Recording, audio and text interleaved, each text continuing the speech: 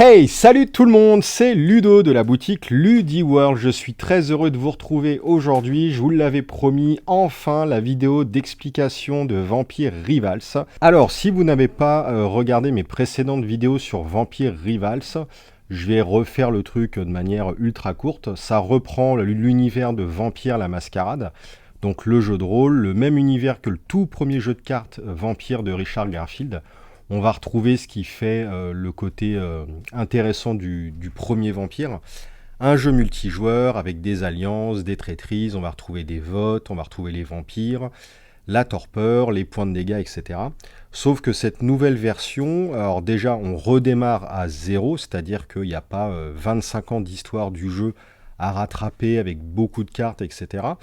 Le jeu, il arrive avec une boîte de base, vous avez tous les exemplaires des cartes dans la boîte, de manière à vous construire tous les decks. Il y aura des extensions qui vont arriver régulièrement, mais cela ne sera pas collectionné. Donc à chaque fois, vous achèterez vos paquets et vous aurez toute la collection à l'intérieur. Ce nouveau jeu de cartes Vampire, moi je le trouve beaucoup plus simple, beaucoup plus épuré. Il va vraiment droit au but, droit à l'essentiel. Sur beaucoup de points, je trouve qu'il arrive à synthétiser très bien Vampires The Eternal Struggle. La mécanique n'est pas exactement la même. Je reste ultra fan du premier Vampire, évidemment. Il y a des choses, certaines mécaniques qu'on ne retrouve pas. Hein. L'ancien Vampire est vraiment beaucoup plus riche. Mais le nouveau, les gros avantages, c'est qu'on peut y jouer déjà à 2 joueurs de façon très intéressante. À 2 joueurs, les parties, des fois, elles vont faire 20 ou 25 minutes. Donc franchement, voilà, si vous voulez vous faire une petite partie, le nouveau Vampire est vraiment, à mon avis, plus adapté que l'ancien. Bref, le but de ce jeu-là, donc ça va être d'éliminer votre rival. On va s'installer autour de la table, qu'on soit 2, 3 ou 4 joueurs. On va déterminer par un système de jetons qu'on va piocher en fait. Il y a des jetons qui sont cachés et au verso, il va y avoir des numéros de joueurs. Joueurs 1, 2, 3, 4. Donc si vous êtes à 2, vous ne tirez pas les jetons. Hein, votre rival, c'est forcément votre adversaire. Mais à partir de 3 joueurs, on va tirer aléatoirement des jetons.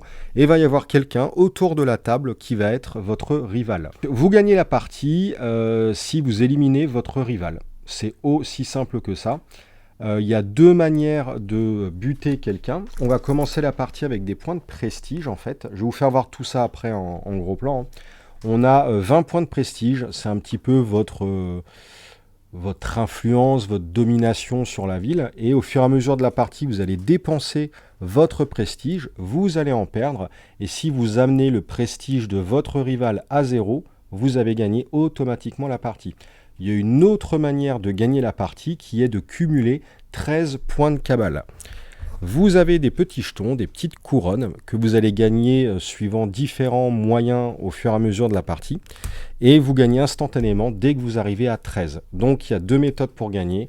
Vous éliminez votre rival ou vous atteignez 13 points de cabale. Et en plus de ces 2 façons de gagner, il y a une autre méthode. Dès qu'un joueur est éliminé de la partie, si ce joueur n'a pas été éliminé par son prédateur, à ce moment-là, on va filer 3 points de victoire au prédateur et on compare c'est pas les points de victoire, les points de cabale, pardon.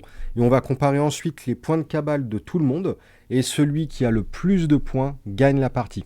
Donc réellement, il y a une 3e méthode de gagner la partie. Je pense que la 3e méthode, c'est pas un but en soi. Son but, c'est vraiment buter le rival ou gagner 13 points de cabale. Mais je ne sais pas, imaginez, vous êtes en train d'engranger pas mal de points de cabale. Vous êtes à, je dis n'importe quoi, 8, 9, 10 points. Vous êtes en tout cas en tête sur la table. Vous voyez qu'il y a un joueur qui commence à être un peu faiblard en prestige. Vous voyez que vous avez une ouverture, vous pouvez potentiellement le buter. Certes, ça n'est pas votre rival. Certes, vous allez filer 3 points de victoire à son prédateur. Mais si vous restez en tête des points de victoire, ça peut être toujours intéressant. Donc ça peut être quand même une méthode pour gagner. Voilà au niveau des conditions de victoire. Il y a une structure du tour qui est, ma foi, très très simple. En début de tour, on va ramener les vampires dans sa maison. Je vous expliquerai tout ça, les zones de jeu, etc. Là, je vous explique un petit peu en dégrossissant le terrain. Début de partie, début de tour, vous ramenez vos vampires dans votre maison, vous redressez toutes vos cartes, vous virez certains états de jeu des compteurs, etc. Vous allez avoir un deck de ville et vous allez retourner une carte du deck de ville qui va arriver dans la rue. Au début du tour de chacun des joueurs, à la manière un petit peu des deck building games, Hero Realm, Star Realm, etc. On va tirer une carte du deck de ville et hop, ça va alimenter une petite rivière au centre de la table et on pourra interagir avec cette rivière au fur et à mesure de la partie. Donc ça c'est le début de tour. Ensuite vous avez la phase d'action qui est vraiment la phase principale du tour. Dans la phase d'action vous allez pouvoir jouer, effectuer tout un tas d'actions spécifiques. Je vais vous les expliquer en détail juste après. Et en fin de tour vous allez avoir une phase de torpeur où on va soigner les vampires qui sont en torpeur. Vous allez pouvoir essayer de les régénérer également. Vous avez ensuite une phase d'attaque automatique. Va y avoir un groupe d'intervention qui s'appelle le DAS en français pour Division des Affaires Spéciales.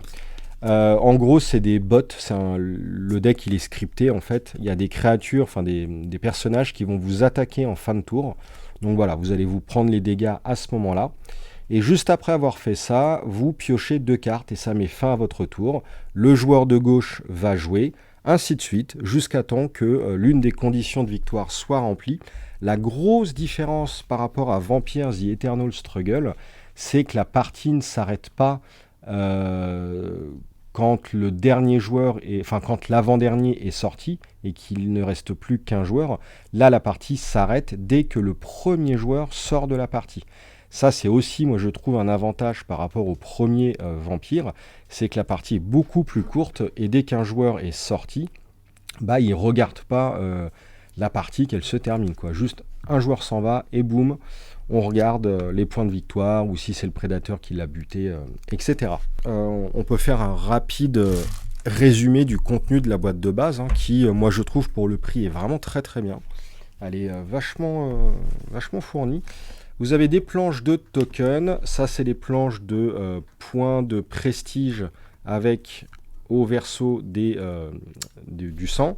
Ici vous avez les points de cabale, le pion premier joueur, les pions du meneur, les zéro influence et les pions de sélection des rivaux. Donc voilà, vous avez tous les jetons. Vous avez, donc j'en ai parlé, le deck de ville, tac, tout complet. Vous avez des cartes d'aide de jeu avec la séquence du tour et des actions au recto. Et au verso, le rappel des combats. Donc vous avez vraiment l'essentiel sur cette petite carte. Alors je fais aussi une petite aparté. La règle, honnêtement, je la trouve très très mal fichue. Ils auraient dû faire un guide de démarrage rapide, complété par un guide de référence. Là, ils ont mixé les deux. Du coup, c'est pas très très clair. Au début, je ne comprenais rien, alors qu'en fait, la règle est vraiment très très simple. Donc, je pense qu'avec ma vidéo, vous saurez le jeu dans les très très grandes lignes. Ça sera un guide de démarrage rapide, on va dire. Vous saurez jouer à 90%, je pense. Et la règle du jeu, au final, ça sera sans doute quand vous aurez des points précis de règles, des interrogations en cours de partie. Voilà, vous pourrez vous référer à quelques chapitres précis. Voilà, vous avez donc le deck de ville, les aides de jeu, vous avez les pions, vous avez des petits intercalaires qui sont super cool pour séparer toutes les cartes. La boîte, elle est franchement super bien faite à l'intérieur, elle est toute compartimentée, donc ça c'est plutôt sympa. Vous avez 4 decks prêts à jouer, vous avez le clan, ça c'est les Malcaves. Vous avez les Toréadors. J'en ai déjà parlé, on avait fait un open the box de la version anglaise. Du coup, vous pouvez regarder vraiment tout ça dans le détail. Les Ventrous et les Bruja, les gros bourrins. Donc 4 decks préconstruits, prêts à jouer. Chacun des decks est composé de plusieurs parties. Un mini deck de vampires, une crypte de 7 vampires. Vous avez une cabale, c'est la mission du joueur, c'est comment il remporte ses points. Vous avez son refuge, c'est sa baraque, c'est là où il va se planquer. Et vous avez son deck avec toutes les actions. Et vous avez en plus un petit paquet de cartes, c'est le complément de la collection de la boîte de base. C'est des cartes qui ne sont pas dans les decks au début. Je vous conseille au début de faire plusieurs parties avec les decks de base. Et ensuite, vous pouvez utiliser les cartes de la collection pour construire de nouveaux decks, pour améliorer les decks. Vous pouvez tout custom dans tous les sens. Mais voilà, comme je le disais en début de vidéo, ça n'est pas du tout à collectionner, il n'y a pas de rareté, vous avez toute la collection dans la boîte. Alors maintenant, au niveau des types de cartes.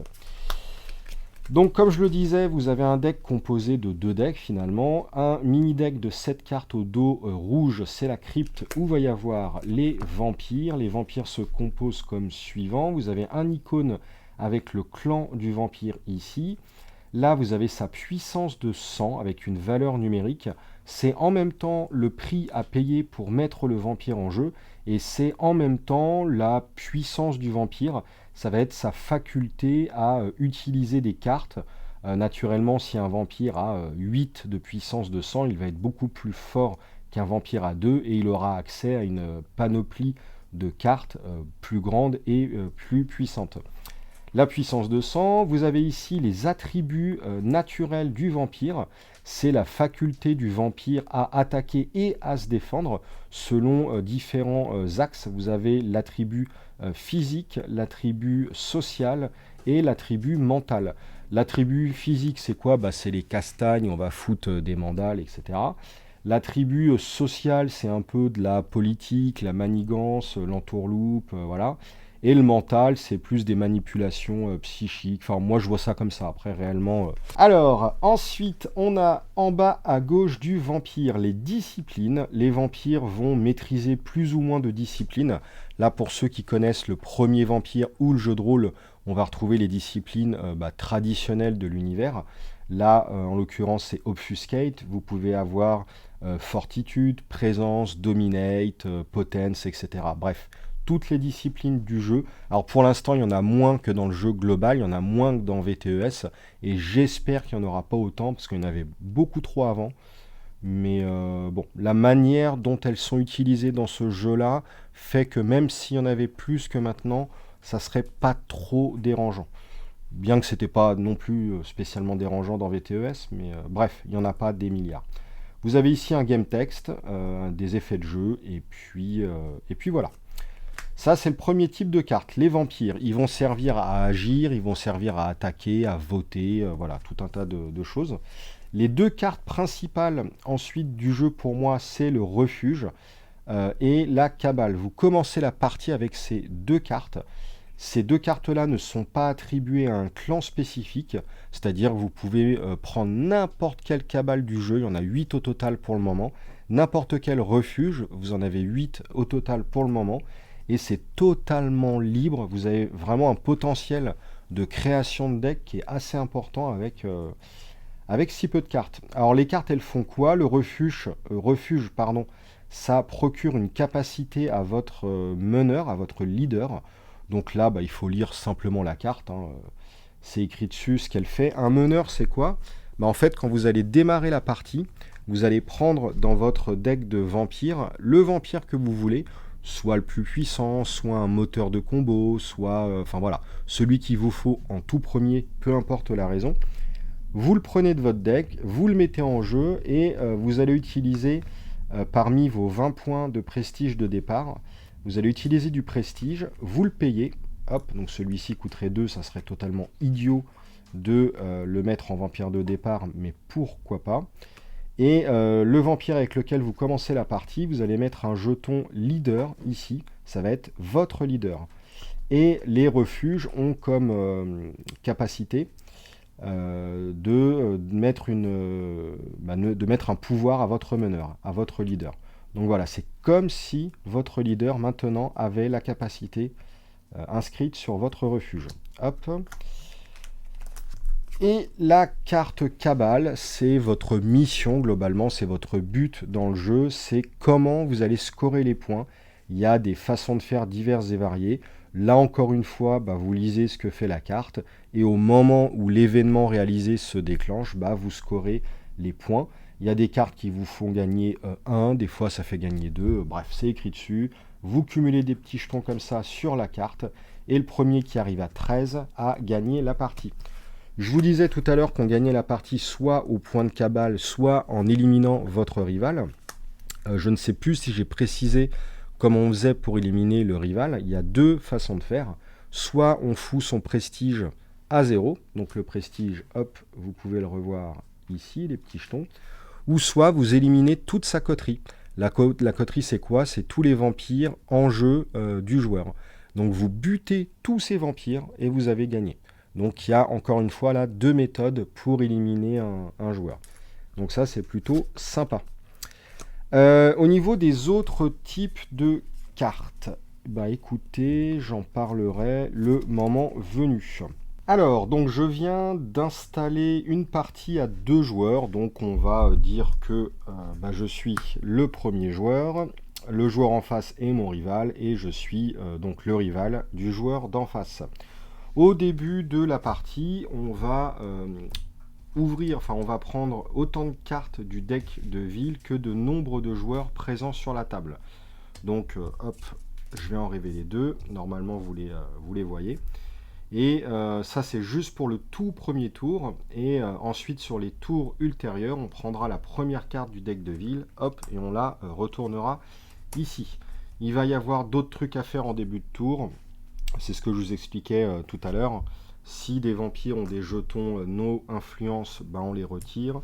Si les vampires avaient été dans la rue pour se taper, ils reviennent à la maison. Et si les vampires ou d'autres cartes étaient inclinées, on les redresse. Ensuite, on a une phase d'action où on a tout un tas d'actions possibles. L'action de base du jeu qui ne requiert aucune carte, c'est de jouer un vampire. Alors vous allez avoir des cartes en main. Le premier joueur pioche 4 cartes dans son deck d'action et une carte vampire. Tous les joueurs d'après auront, c'est pareil, 4 cartes issues du deck d'action. Par contre, eux n'auront pas un seul vampire, mais auront 2 vampires. Ils auront une carte de plus. C'est le petit bonus de jouer, de ne pas jouer en premier joueur. La première action possible, ça va être de jouer un vampire. Donc voilà, vous avez 2 actions dans le tour en fait, et une action possible, c'est jouer un vampire. Vous le prenez de votre main, vous le mettez en jeu, vous dépensez votre prestige.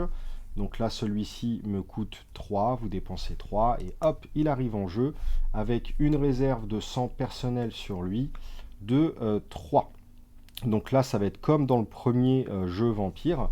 Votre prestige, vos points de vie en quelque sorte, vous sert à dépenser pour vos vampires. Du coup, plus vous achetez, plus vous vous tuez. Ensuite, donc le vampire qui a une réserve de sang sur lui, quand il va se prendre des dégâts, il va lui-même perdre du sang et il pourra aller en torpeur ou être détruit. Ça, c'est la première action possible. La deuxième action, c'est piocher une carte. Tac. Donc là, vous piochez une carte soit de votre deck, soit de votre crypte. Vous pouvez faire 2 fois la même action si vous voulez, piocher 2 cartes, vous pouvez jouer 2 vampires, vous pouvez faire ce que vous voulez dans l'ordre que vous voulez, autant de fois que vous voulez. Et lorsque vous piochez une carte, peu importe que ce soit une action ou un effet de jeu, vous pouvez vraiment piocher dans un deck ou dans un autre. Vous n'êtes pas du tout bloqué. L'action de base possible, ça va être une attaque. Alors, pour attaquer, tac, tac, tac.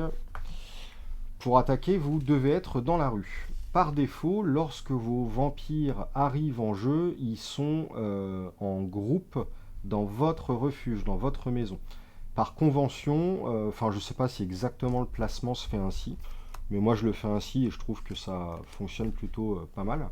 Moi je mets en tout premier lieu la carte de cabale, juste en dessous la carte de refuge, et les vampires qui arrivent en jeu, je les mets près de ma maison, comme ça on voit qu'ils sont planqués dans la maison. Et quand je veux les faire sortir pour aller dans la rue, pour aller combattre, du coup je le décale comme ça au milieu, et on voit bien qu'il n'est plus du tout dans la maison. Donc une action possible, c'est attaquer. Pour attaquer, vous devez sortir dans la rue. Hop. Le fait de sortir de votre maison, de votre refuge, n'est pas du tout une action. Lors de votre tour, vous pouvez faire sortir autant de vampires que vous voulez. Et ensuite, une fois que les vampires sont sortis, ils sont tous dans la rue, vous pouvez créer des groupes de vampires, c'est-à-dire agencer des groupes comme vous voulez. Vous pouvez faire un groupe de 3 plus 2, un groupe de 5 au total. Enfin, vraiment, vous faites ce que vous voulez. Lorsque vous attaquez, vous engagez le vampire qui attaque, vous déclarez une cible sur la personne que vous voulez attaquer. La cible, ça peut être quelqu'un qui est dans la maison, ça peut être quelqu'un qui est dans la rue, et ça peut même être, et c'est là où c'est assez intéressant, quelqu'un qui est dans la ville, qui n'appartient à aucun adversaire. Là, vous pouvez attaquer par exemple les mortels, alors lui c'est un clochard. Vous pouvez attaquer ces personnes-là, les divisions des affaires spéciales. Bref, une cible c'est soit un mortel issu du deck de la ville, soit un vampire. Quand vous attaquez quelqu'un qui est dans la rue, bah, c'est totalement gratuit, vous l'attaquez et basta. Par contre, quand vous voulez attaquer quelqu'un qui est dans son refuge, bah, le refuge c'est une protection, vous êtes planqué et vous avez comme bonus du secret. Là, vous regardez votre carte refuge et tous les refuges du jeu, en tout cas pour le moment, offrent du secret. Là, par exemple, vous voyez, c'est écrit, les personnages dans votre refuge ont +1 en secret. C'est-à-dire qu'ils sont protégés à un niveau de +1. Pour attaquer quelqu'un dans le refuge, je dois obtenir de l'intel en anglais. C'est de l'information. Alors la traduction française, c'est de l'info, c'est ça. Il me faut autant d'infos que le secret de la personne que je veux attaquer. Là, il me faudrait en gros pour l'attaquer 1 en info. Comment on fait pour avoir de l'info? Alors soit vous aviez mis au préalable des cartes en jeu qui vous procurent des bonus permanents, voire même ponctuels en info. Ou si vous n'avez pas de carte pour le faire, vous n'êtes pas bloqué, vous utilisez les cartes de votre main, vous défaussez une carte, celle que vous voulez, elle va dans la poubelle, et vous gagnez 1 d'infos par carte défaussée. Là où c'est un petit peu sympa et où l'aspect multijoueur va pouvoir intervenir, c'est que vous pouvez demander de l'aide aux adversaires autour de la table. Vous pouvez dire, vas-y, qui m'aide à gagner de l'info pour aller l'attaquer, je voterai pour toi, je t'aiderai, je t'attaquerai pas, enfin voilà. Vous pouvez dealer comme vous voulez et vous pouvez vous faire aider à gagner de l'info. Lorsque vous avez payé le coût pour l'attaquer, donc quand vous avez obtenu suffisamment d'infos, vous déclarez le type d'attaque. Il y a 3 types d'attaques possibles. C'est les attributs en gros du vampire. Vous avez l'attribut l'attaque physique, vous avez l'attaque sociale, l'attaque mentale.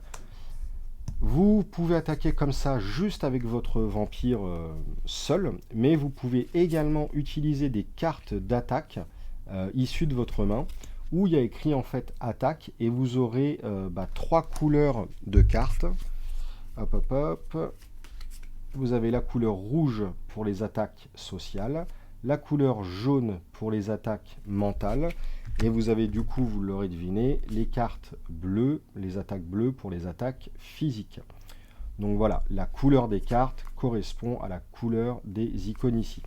Et quand vous attaquez, vous pouvez rajouter une carte d'attaque à votre attaque, que vous jouez comme ça, face cachée. C'est pas obligatoire, vous pouvez juste attaquer seul, mais généralement on sera quand même tenté d'utiliser une carte en bonus.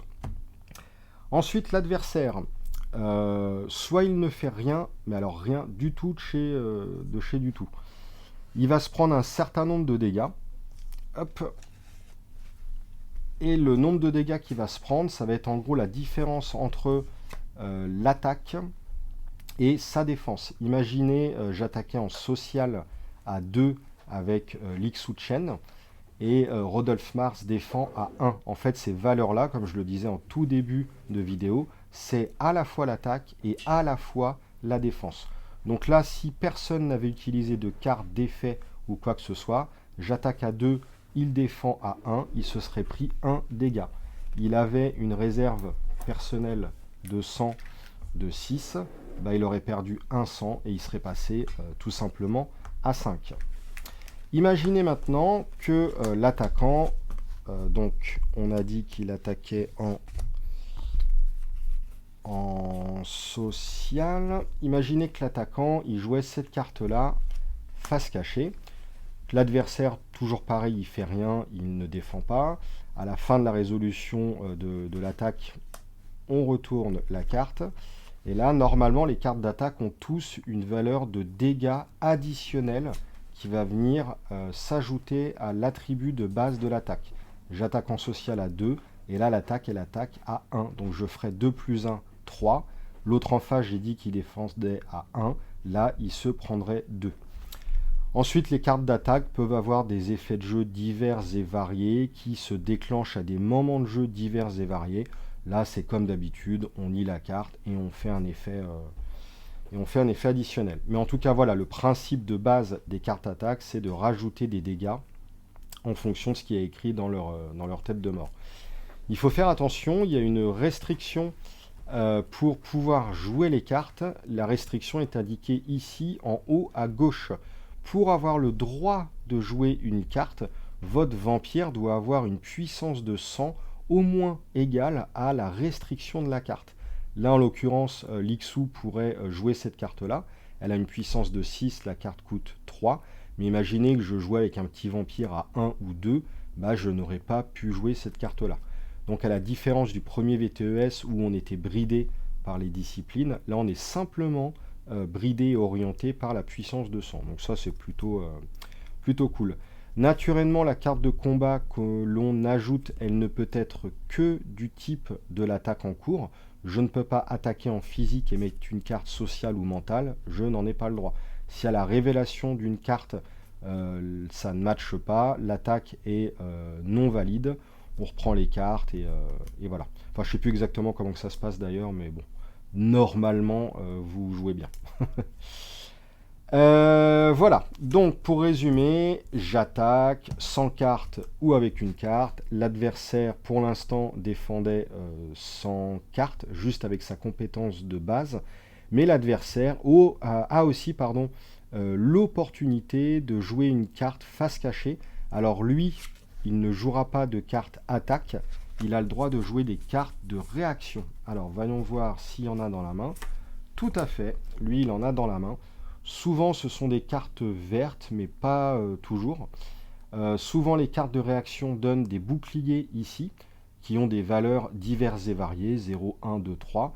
Et vous avez aussi l'effet de jeu qui vient s'ajouter à tout ceci. Là, en l'occurrence, l'effet de jeu, c'est plus 2 de bouclier pour chaque personnage de votre coterie avec un titre.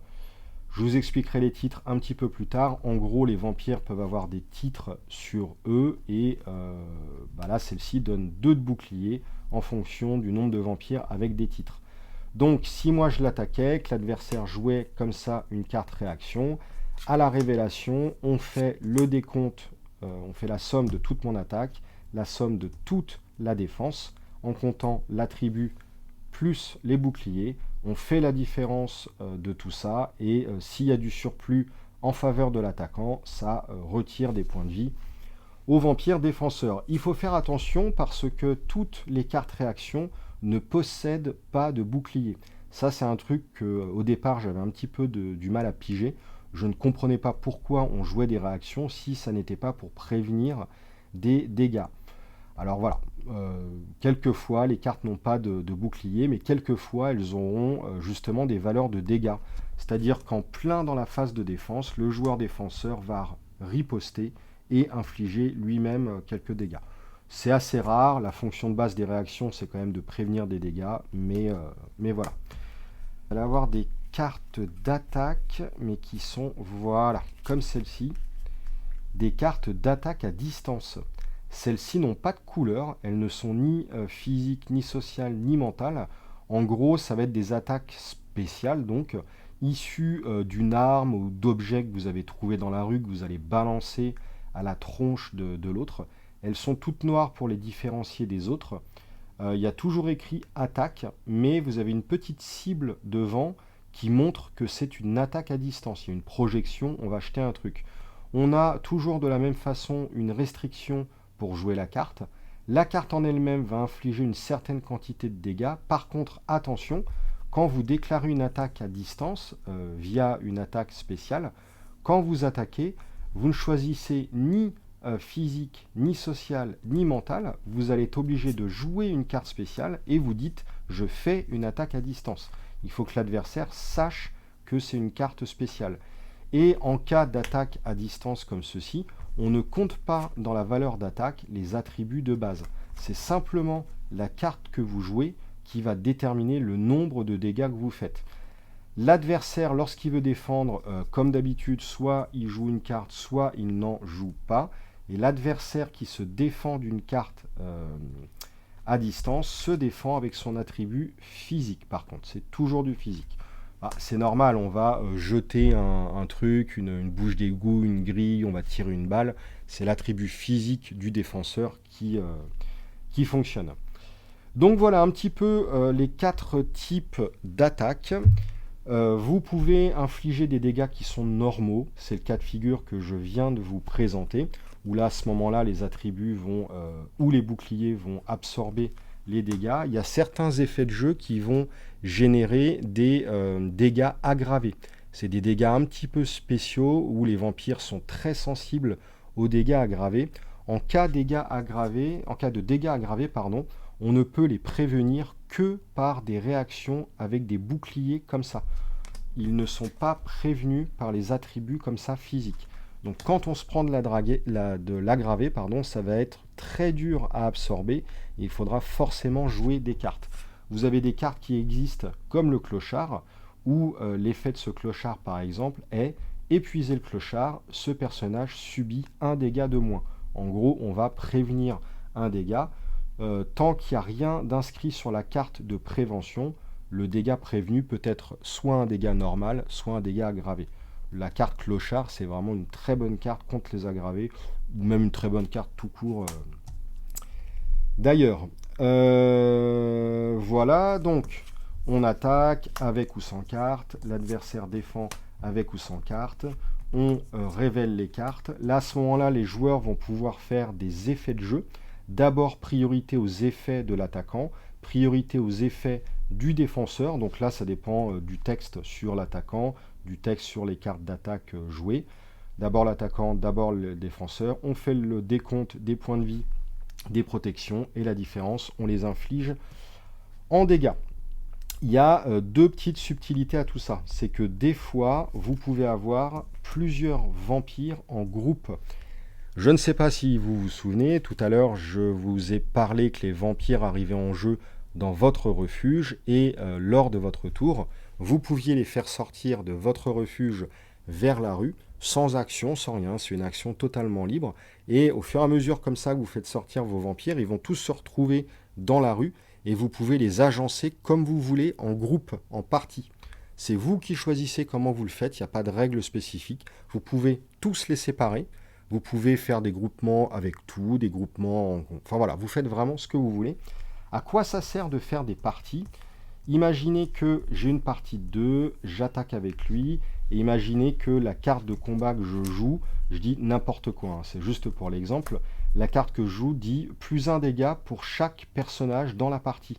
Bah là, c'est intéressant d'avoir plus qu'une personne. Il n'y aura toujours qu'un attaquant, hein, une seule personne qui attaque, mais il peut y avoir plusieurs personnes dans la partie, et en cas d'effet de jeu qui agit en fonction du nombre de personnes dans la partie, ou en fonction du nombre d'icônes d'une discipline dans la partie, bah plus vous avez de personnes dans la partie, et plus c'est intéressant.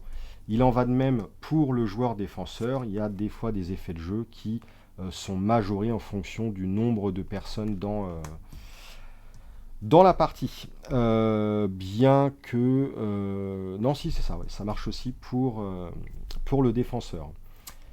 Alors, il y a une petite subtilité lorsque l'on se fait attaquer, justement en fonction du nombre de personnes dans la partie, de la cible de l'attaque. Imaginez, je déclenche une attaque sur ce vampire-là. Ce vampire-là se trouve en partie avec un autre. Ils sont 2 dans la partie. Et bien à ce moment-là, quand moi j'attaque, le joueur défenseur, au début de l'attaque, a la possibilité de dire hop, hop, hop, je bloque, j'intercepte ton attaque avec lui. Et à ce moment-là, moi je n'attaquerai plus lui, mais j'attaquerai lui qui deviendra le joueur défenseur. Donc voilà, ça peut être assez intéressant de garder des personnages en partie, de manière à protéger comme ça des vampires que vous ne voulez pas voir attaquer. Il y a une petite subtilité à ça, évidemment, c'est lors des attaques spéciales à distance. Imaginez que j'attaque avec une arme, quelqu'un à distance, je vise lui, l'autre il ne peut pas s'interposer, hein. Je tire une balle, c'est visé, la balle est tirée, c'est trop tard. Il y a une toute petite subtilité à ceci, évidemment il en faut, c'est que vous avez des personnages avec le mot-clé garde, et lorsque vous êtes en partie avec un garde, vous avez le droit exceptionnellement d'intercepter une attaque à distance. Voilà. Je crois que cette fois-ci, c'est tout pour la phase d'attaque. Il y a encore un tout dernier petit truc. Imaginez, j'avais fait une attaque, j'étais en partie comme ça avec les deux, lui avait attaqué, c'était ma première action du tour. Ma deuxième et dernière action du tour, écoutez, j'ai encore envie d'attaquer. Là, il y a une règle qui vous empêche de rester en partie avec quelqu'un qui est engagé. Peu importe la raison, qu'il est attaqué ou non. Alors déjà, on peut attaquer que quand on est dégagé, redressé. Donc là, si je voulais attaquer, lui, il est engagé, il n'a pas le droit de le faire. Je serai obligé d'attaquer avec elle. Et la règle du jeu me force à me détacher d'une carte engagée. Du coup, voilà, si vous n'étiez pas à 3 personnes, elle sera en partie en groupe toute seule.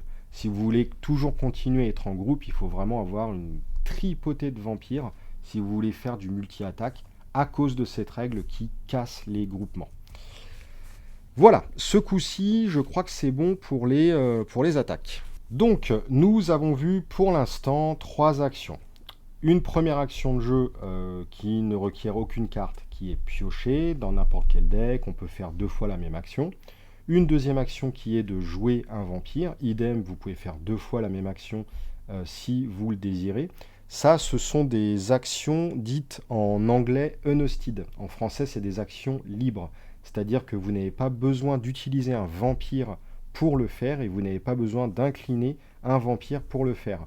Les actions qui requièrent d'incliner un vampire pour la faire, c'est en fait toutes les autres. C'est les actions qui ne sont pas libres, qui ne sont pas unhosted. Ou la première que je viens juste de vous expliquer, c'est l'action d'attaque. Mais vous en avez d'autres. Alors, il y a une action un petit peu spéciale. Dans le deck de ville, vous allez avoir une carte qui est celle-ci, qui est le Prince de la Cité. C'est la carte la plus puissante du deck de ville de San Francisco. Si un vampire est en possession de cette carte, il va gagner un titre. C'est-à-dire qu'on va mettre la carte sur lui, il va devenir le Prince de San Francisco et gagnera les pouvoirs indiqués sur la carte. Ça, c'est une carte très très forte parce qu'elle va faire gagner un point de prestige et un point de cabale à chaque tour. Donc, au fur et à mesure du jeu, on va retourner des cartes du deck de ville. À un moment donné, il y a cette carte-là qui va arriver dans la rivière. Et pour une action non libre, une action normale, un vampire va pouvoir demander le titre de prince de la ville. Comment ça se passe ? Ça consomme une action parmi les 2 de votre tour. Donc le joueur qui veut devenir prince de la cité va s'engager. Et là, à ce moment-là, va démarrer une série d'actions en démarrant par le joueur à votre gauche. Le joueur de votre gauche va pouvoir engager un vampire, peu importe où il se trouve, pour venir attaquer le vampire qui veut devenir prince. À ce moment-là, le vampire qui attaque, il attaque comme si c'était son tour, de la même façon que ce que je viens de vous expliquer, sauf qu'il n'a pas le droit d'utiliser de carte d'attaque face cachée. Par contre, il a le droit d'utiliser tout un tas d'effets de jeu indiqués sur ces cartes. Et le joueur défenseur ne peut pas jouer de carte de réaction, pas de bouclier, donc là il va s'en manger mais plein la tronche. Les attaques vont juste être réduites des attributs du vampire, donc de la défense native du vampire. Et ainsi de suite. Tous les joueurs de la table, donc si vous jouez à 4, potentiellement 3 joueurs derrière, peuvent vous attaquer comme ça. Et à la fin de toutes les attaques du tour, si vous êtes encore en vie, à ce moment-là, vous allez prendre la carte de titre, vous avez réussi, vous l'attachez sur vous, et voilà. Il y a une seule exception à tout ça, c'est autour de la table, va y avoir votre rival, et au moment où le rival vous attaque sur une attaque de titre de prince, lui et seulement lui a le droit de jouer une carte d'attaque face cachée. C'est votre rival, du coup il va chercher à vous en foutre plein la tronche. La carte de titre, elle est attachée au vampire. Il y a une règle du jeu qui dit qu'un vampire ne peut pas avoir plus de 3 cartes d'attachement, que ce soit des titres ou d'autres cartes. Les titres sont uniques en jeu et le vampire ne peut avoir qu'un seul titre. Ça, c'était donc l'action du titre de la ville. Vous allez ensuite avoir justement une action qui est de jouer une action, qui ont toutes un cadrage, une bordure grise. Vous avez plein de sous-types d'actions différents. Et le principe de ces cartes-là, c'est que vous allez avoir un vampire qui va agir, qui va jouer l'action, et on va la résoudre, et ensuite l'action sera terminée. Donc pour résumer un petit peu maintenant le jeu, parce que la règle est quasiment finie dans ces très grandes lignes. Début du tour, vous redressez vos cartes, les vampires rentrent chez vous, vous révélez une carte du deck de ville, vous passez en phase d'action, vous avez 2 actions possibles. Les actions peuvent être piocher une carte, jouer un vampire, réclamer le titre de la ville, ou jouer une action, et dans les actions, vous avez plein de types possibles. Je vais vous l'expliquer, expliquer tout ça juste après. Ensuite arrive la fin du tour où vous allez pouvoir chasser. Ensuite, les vampires, enfin les personnages du DAS, du groupement d'intervention, ça s'appelle exactement, division des affaires spéciales, vont vous attaquer. Et ensuite, vous piochez 2 cartes. Et globalement, c'est tout. Une toute petite aparté pour les combats du coup, j'en parlais tout à l'heure. À l'issue d'un combat, un vampire va se prendre des dégâts. Quand le vampire perd son dernier dégât, il va venir en torpeur. Et à ce moment-là, quand il va en torpeur, vous êtes obligé de dépenser un point de prestige que vous retournez. Ça se transforme en point de sang. Et le vampire arrive en torpeur avec un point de sang. Ceci démarre le processus de régénération du vampire. Et si un vampire s'est pris des dégâts aggravés et qui tombe à 0 point de sang, là à ce moment-là le vampire n'est pas en torpeur, il est totalement détruit.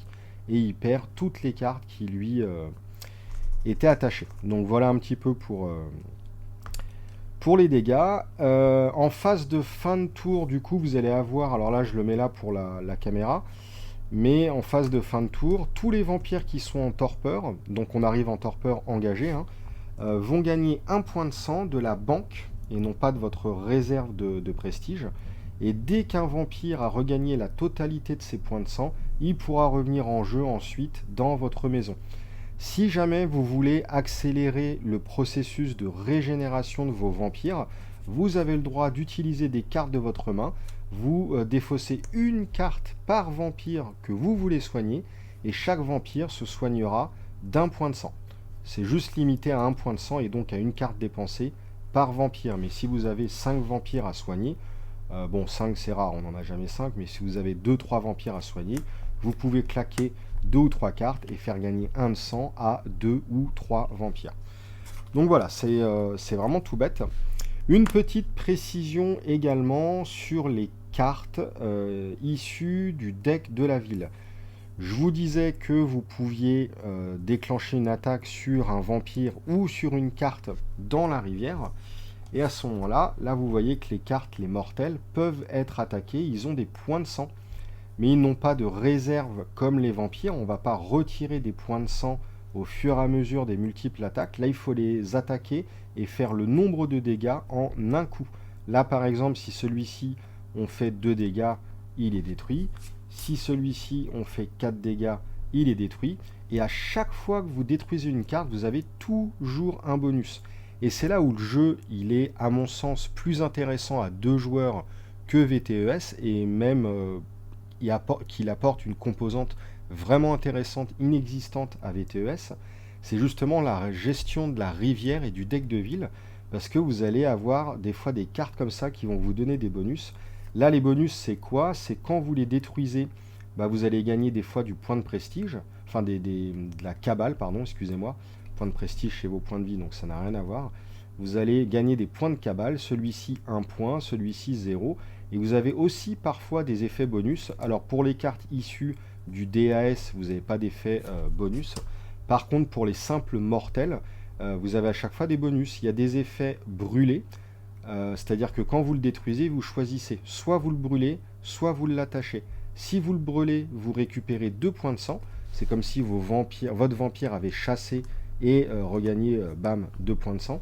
ou alors vous l'utilisez en tant qu'attachement, c'est-à-dire que la carte devient un attachement aux côtés de votre vampire. Et là, comme je l'expliquais tout à l'heure, celui-ci, le clochard, a un effet qui est qu'on l'épuise pour prévenir un dégât. Mais vous avez ensuite différents effets divers et variés pour les mortels. Au niveau des effets d'attachement, il y en a qui vous font gagner des disciplines, il y en a qui vous font gagner de la puissance de sang, vous en avez d'autres qui procurent d'autres effets, hein. Piocher une carte, gagner une discipline. Vous en avez d'autres qui vont augmenter vos attributs de base, renforcer votre social, votre mental, votre attribut physique. Dans le deck de la ville, j'en avais pas parlé, vous avez autre chose que des mortels ou que les cartes du DS ou que le prince de la ville. Vous avez des événements. Hop, des événements comme ça, tout bête, où il y a écrit événements. En début de partie, quand vous préparez votre deck, vous allez sélectionner 3 événements aléatoires que vous virez de la partie. Comme ça, le deck, ça ne sera pas toujours le même. Il va pouvoir changer un petit peu de partie en partie. Il est prévu que Renegade sort des nouveaux decks de ville, donc vous pourrez éventuellement rencontrer de nouvelles cartes dans San Francisco à terme lorsqu'il y aura un nouveau deck.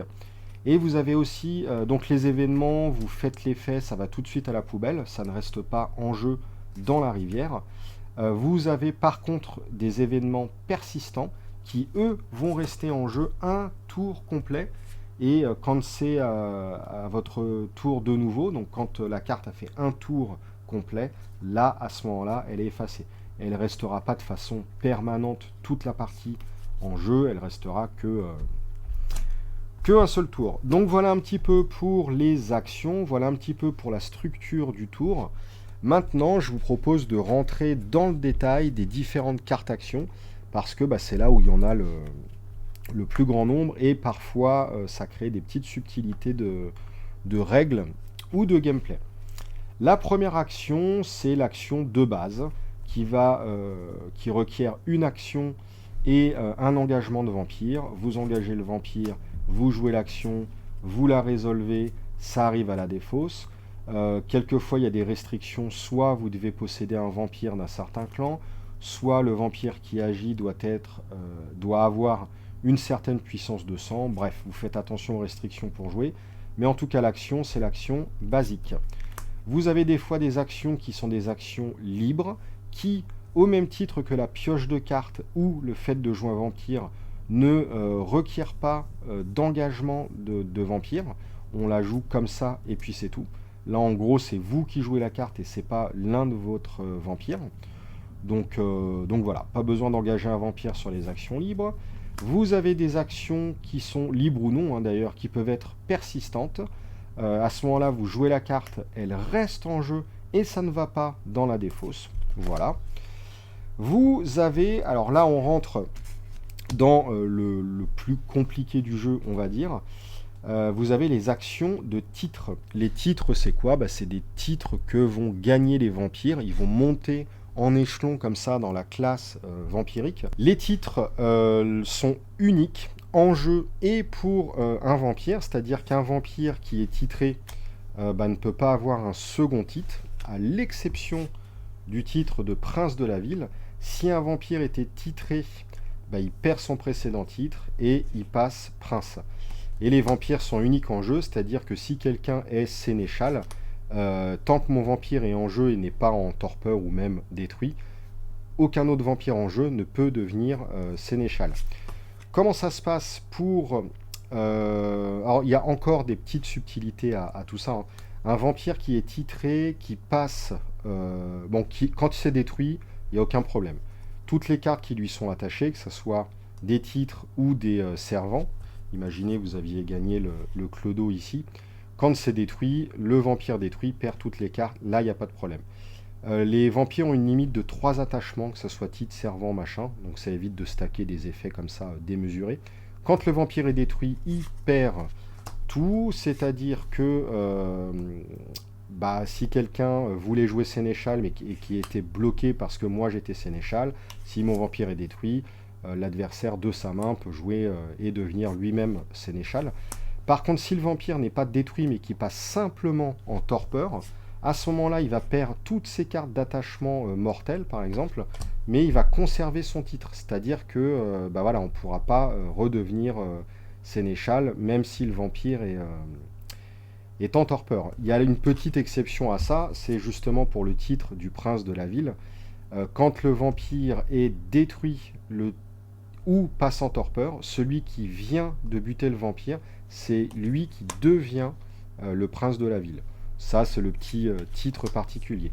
Comme on fait pour jouer maintenant, parce que c'est le but, hein, pour jouer en action de titre. Donc vous avez parfois toujours des restrictions en puissance de sang à avoir, mais vous avez aussi un système qui est exercer de l'influence.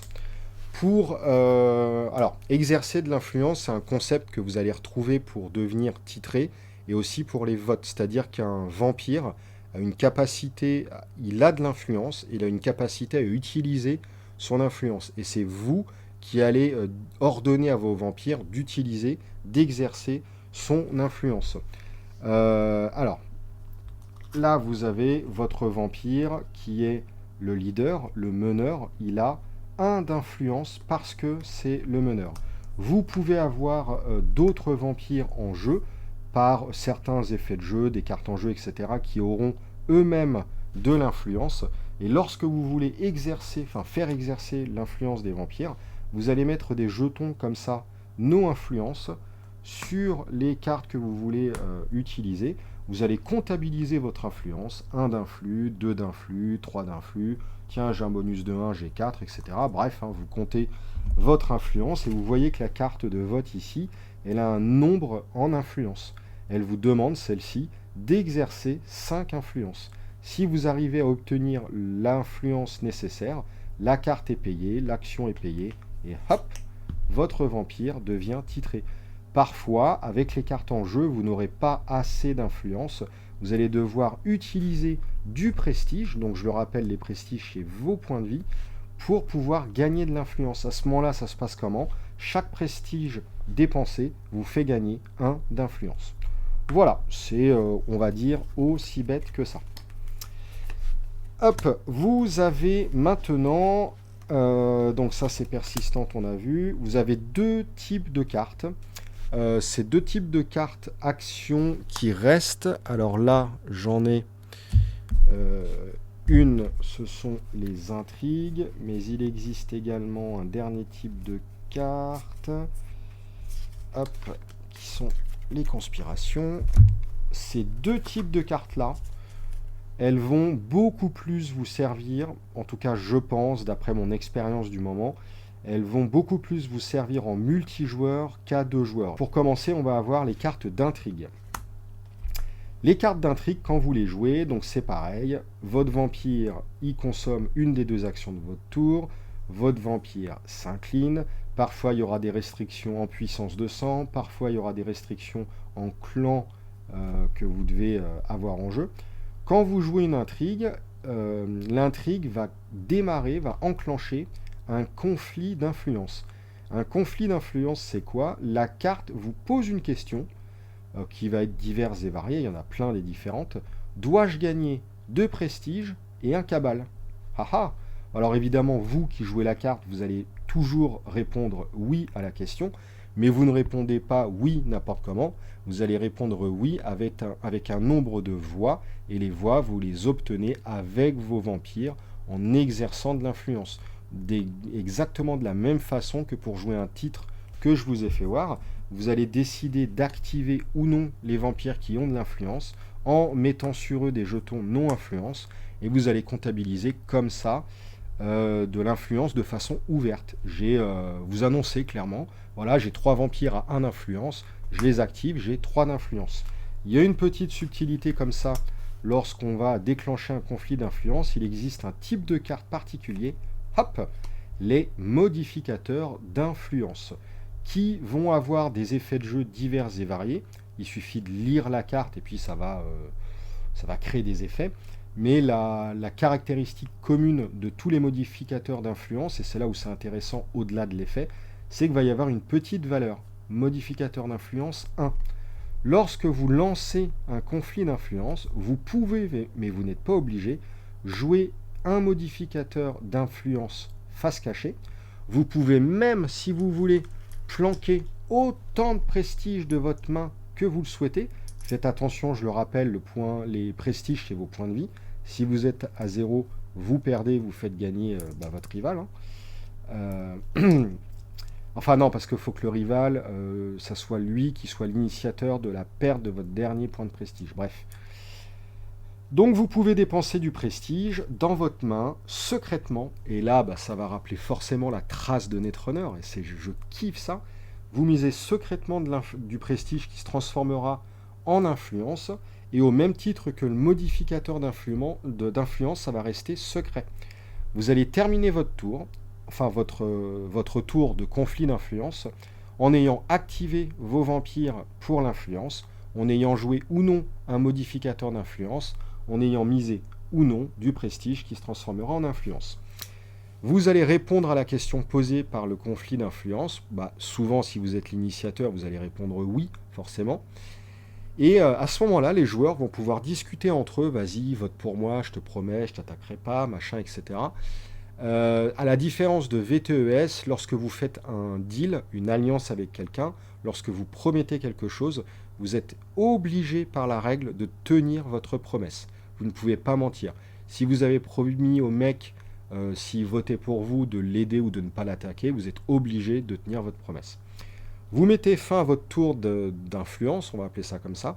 Vous passez la main au joueur de votre gauche qui peut faire exactement la même chose que vous, activer l'influence des vampires, jouer ou non un modificateur, miser ou non du prestige. Et au moment où il annonce son prestige visible, il doit répondre à la question et se mettre dans le camp du oui ou dans le camp du non. Tous les joueurs vont faire comme ça. Ils vont annoncer leur influence visible, sans évidemment révéler leur influence secrète. Une fois que tout le monde a fait son tour et a répondu en se mettant dans le camp du oui ou du non, on révèle maintenant les modificateurs face visible, le prestige dans la main face visible, et on fait tout simplement le décompte de tout ça. Il y a 6 pour oui, 3 pour non, 4 pour oui, 5 pour non, et on fait la balance, on regarde si c'est le oui ou le non qui passe. Si c'est le oui qui passe et que vous aviez voté oui, tout ce que vous aviez voté dans votre main est perdu. Et par contre, si vous êtes dans le camp des perdants, si vous aviez voté non, vous récupérez la mise secrète que vous aviez mis dans la main. Donc ça, c'est plutôt un truc assez intéressant. Et si la carte, elle passe, si c'est le oui qui passe, vous résolvez la carte, vous faites l'effet, et basta. Le dernier type de carte action intéressant dans le multijoueur, ce sont les conspirations, qui est sans doute mon type de carte préféré dans ce jeu-là. Je pense, pour ceux qui me connaissent, vous allez comprendre pourquoi. Toujours pareil, c'est une action. Tant que ce n'est pas une action libre, ça requiert l'engagement du vampire qui joue la carte.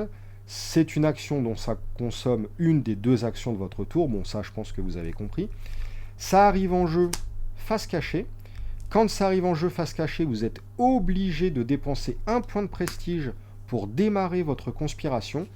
Et à ce moment-là, ensuite, à chacun de vos tours, vous aurez le droit d'investir 1 de votre prestige, c'est seulement 1 par tour, sur votre carte de conspiration.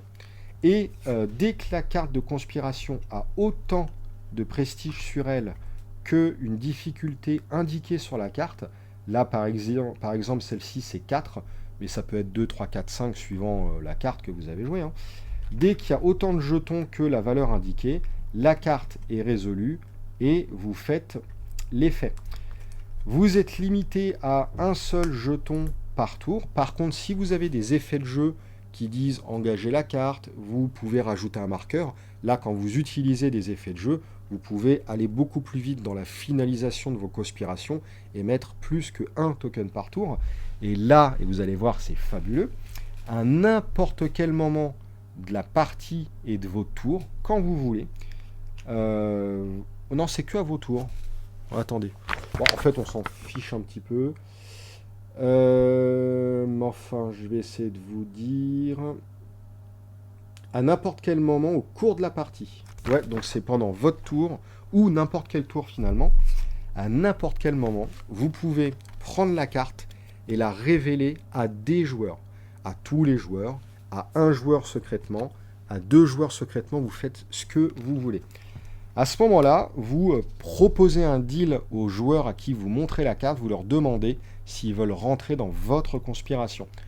C'est-à-dire que tous les joueurs qui ont vu la conspiration peuvent à chaque tour, limité à une fois par tour, investir dans votre conspiration de la même façon que vous, en utilisant un prestige et en le mettant sur la carte. Ça sert à quoi de faire ça? Ça sert à deux choses. C'est que déjà, vous accélérez la finalisation de vos conspirations. Ça va plus vite, ça évite de vous cramer vos propres prestiges parce que c'est les autres qui le font à votre place. Et à quoi ça sert pour ceux qui rentrent dans votre conspiration? C'est dès que la conspiration sera résolue, toutes les personnes qui auront agi et qui seront rentrées dans votre conspiration ne pourront pas être ciblées par elle.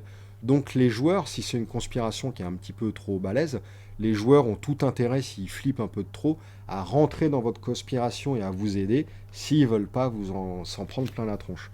Et ça, ces cartes-là, alors carte face cachée, investissement à la netrunner, plus aspect multijoueur, c'est une tuerie. Pour moi, c'est le type de carte. Alors les votes, naturellement, c'est génial aussi, mais ça, on connaissait déjà par VTES.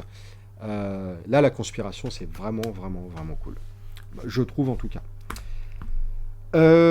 Écoutez, je pense que c'est à peu près tout. On a vu les attaques, on a vu les trois types d'attaques, la quatrième attaque à distance.